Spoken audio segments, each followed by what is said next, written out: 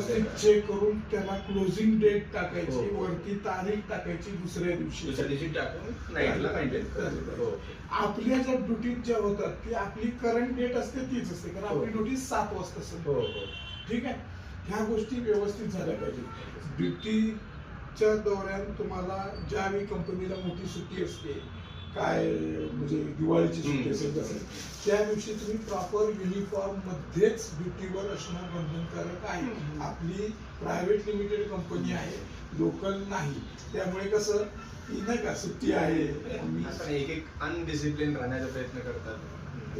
Shoes तुमच्याकडे proper व्यवस्थित घातले पाहिजे. आपण जर डिसिप्लिन मध्ये राहिलो तर आपण लोकांना डिसिप्लिन लावू शकतो. ठीक आहे, पेमेंटचं वगैरे आपण बोलूया. आता पेमेंट तुम्हाला